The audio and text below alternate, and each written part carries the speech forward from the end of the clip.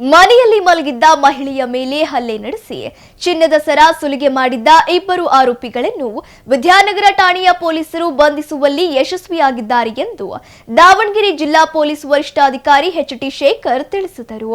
ಸುದ್ದಿಗೋಷ್ಠಿಯಲ್ಲಿ ಮಾಹಿತಿ ನೀಡಿದ ಅವರು, ಕಳೆದ ಏಪ್ರಿಲ್ 18ರಂದು ವಿದ್ಯಾನಗರ ನಿವಾಸಿ ಲೀಲಾವತಿ ಎಂಬುವವರು ತಮ್ಮ ಮನೆಯಲ್ಲಿ ಮಲಗಿದ್ದಾಗ ಮನೆಗೆ ನುಗ್ಗಿದ್ದ ಕಳ್ಳರು ಅವರ ಮೇಲೆ ಹಲ್ಲೆ ನಡೆಸಿ ಕೊರಳಲ್ಲಿದ್ದ ಬಂಗಾರದ ಸರವನ್ನು ಕಿತ್ತುಕೊಂಡು ಪರಾರಿಯಾಗಿದ್ದರು. ಈ ಸಂಬಂಧ ಪ್ರಕರಣ ದಾಖಲಿಸಿಕೊಂಡ ವಿದ್ಯಾನಗರ ಪೊಲೀಸರು ದಾವಣಗೆರೆ ನಿವಾಸಿ ರಂಜಿತಾ ಹಾಗೂ ಚಿತ್ರದುರ್ಗ ಜಿಲ್ಲೆಯ ಹೊಸದುರ್ಗ ತಾಲೂಕಿನ ಅಭಿಷೇಕ್ ಎಂಬುವವರನ್ನು ಬಂಧಿಸಿ 80,000 ರೂಪಾಯಿ ಮೌಲ್ಯದ 8.10 ಗ್ರಾಂ ತೂಕದ ಚಿನ್ನದ ಸರವನ್ನು ವಶಪಡಿಸಿಕೊಳ್ಳಲಾಗಿದೆ ಎಂದು ತಿಳಿಸಿದರು.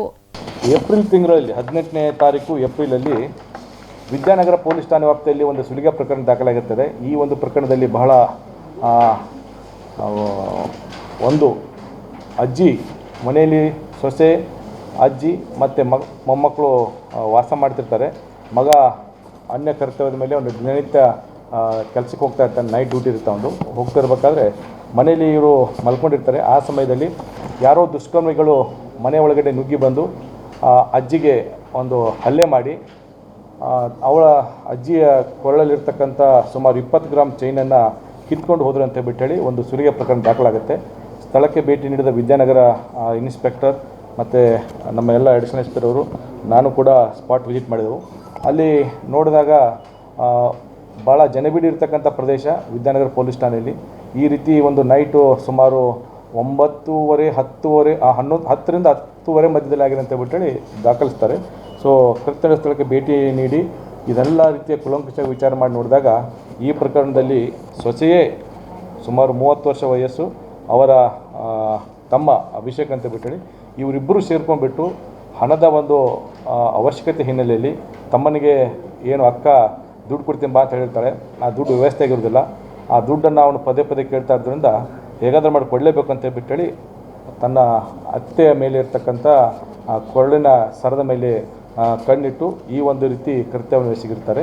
ಸೊ ಈ ಪ್ರಕರಣದಲ್ಲಿ ಈ ಇಬ್ಬರು ಆರೋಪಿಯನ್ನು ಸೊಸೆ ಮತ್ತು ಆ ಸೊಸೆಯ ತಮ್ಮ ಅಭಿಷೇಕ್ ಅಂತ ಬಿಟ್ಟು ಇದನ್ನು ದಸ್ತಗಿರಿ ಮಾಡಿ ನಾವು ಸುಮಾರು 20 ಗ್ರಾಮ್ ಏನು ದೋಚಿಕೊಂಡು ಹೋಗಿರ್ತಕ್ಕಂಥ 20 ಗ್ರಾಮ್ ಚೈನನ್ನು ವರ್ತ್ 2 lakhs ವಶಪಡಿಸಿಕೊಂಡು ತನಿಖೆಯನ್ನು ಕೈಗೊಂಡಿದ್ದೆವು. ಇಬ್ಬರನ್ನು ಕೂಡ ದಸ್ತಗಿರಿ ಮಾಡಿದ್ದೆವು. ಏಪ್ರಿಲ್ ತಿಂಗಳಲ್ಲಿ 18ನೇ ತಾರೀಕು ಏಪ್ರಿಲಲ್ಲಿ ವಿದ್ಯಾನಗರ ಪೊಲೀಸ್ ಠಾಣೆ ವ್ಯಾಪ್ತಿಯಲ್ಲಿ ಒಂದು ಸುಲಿಗೆ ಪ್ರಕರಣ ದಾಖಲಾಗುತ್ತದೆ. ಈ ಒಂದು ಪ್ರಕರಣದಲ್ಲಿ ಬಹಳ ಒಂದು ಅಜ್ಜಿ ಮನೆಯಲ್ಲಿ ಸೊಸೆ, ಅಜ್ಜಿ ಮತ್ತು ಮೊಮ್ಮಕ್ಕಳು ವಾಸ ಮಾಡ್ತಿರ್ತಾರೆ.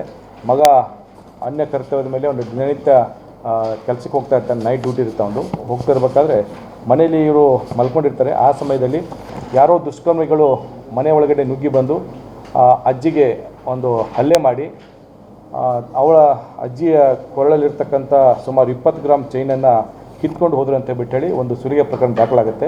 ಸ್ಥಳಕ್ಕೆ ಭೇಟಿ ನೀಡಿದ ವಿದ್ಯಾನಗರ ಇನ್ಸ್ಪೆಕ್ಟರ್ ಮತ್ತು ನಮ್ಮ ಎಲ್ಲ ಅಡಿಷನಲ್ ಎಸ್ ಪಿ ಅವರು ನಾನು ಕೂಡ ಸ್ಪಾಟ್ ವಿಸಿಟ್ ಮಾಡಿದೆವು. ಅಲ್ಲಿ ನೋಡಿದಾಗ ಭಾಳ ಜನಬಿಡಿ ಇರ್ತಕ್ಕಂಥ ಪ್ರದೇಶ ವಿದ್ಯಾನಗರ ಪೊಲೀಸ್ ಠಾಣೆಯಲ್ಲಿ ಈ ರೀತಿ ಒಂದು ನೈಟು ಸುಮಾರು 9:30, 10ರಿಂದ 10:30 ಮಧ್ಯದಲ್ಲಿ ಆಗಿದೆ ಅಂತ ಹೇಳಿ ದಾಖಲಿಸ್ತಾರೆ. ಸೊ ಕೃತ್ಯ ಸ್ಥಳಕ್ಕೆ ಭೇಟಿ ನೀಡಿ ಇದೆಲ್ಲ ರೀತಿಯ ಕುಲಂಕುಷ ವಿಚಾರ ಮಾಡಿ ನೋಡಿದಾಗ ಈ ಪ್ರಕರಣದಲ್ಲಿ ಸೊಸೆಯೇ ಸುಮಾರು 30 ವರ್ಷ ವಯಸ್ಸು, ಅವರ ತಮ್ಮ ಅಭಿಷೇಕ್ ಅಂತ ಹೇಳಿ ಇವರಿಬ್ಬರು ಸೇರ್ಕೊಂಡ್ಬಿಟ್ಟು ಹಣದ ಒಂದು ಅವಶ್ಯಕತೆ ಹಿನ್ನೆಲೆಯಲ್ಲಿ ತಮ್ಮನಿಗೆ ಏನು ಅಕ್ಕ ದುಡ್ಡು ಕೊಡ್ತೀನಿ ಬಾ ಅಂತ ಹೇಳಿರ್ತಾಳೆ. ಆ ದುಡ್ಡು ವ್ಯವಸ್ಥೆ ಆಗಿರೋದಿಲ್ಲ. ಆ ದುಡ್ಡನ್ನು ಅವನು ಪದೇ ಪದೇ ಕೇಳ್ತಾ ಇರೋದ್ರಿಂದ ಹೇಗಾದರೂ ಮಾಡಿ ಕೊಡಲೇಬೇಕು ಅಂತ ಹೇಳಿ ತನ್ನ ಅತ್ತೆಯ ಮೇಲೆ ಇರ್ತಕ್ಕಂಥ ಕೊರಳಿನ ಸರದ ಮೇಲೆ ಕಣ್ಣಿಟ್ಟು ಈ ಒಂದು ರೀತಿ ಕೃತ್ಯವನ್ನು ಎಸಗಿರ್ತಾರೆ.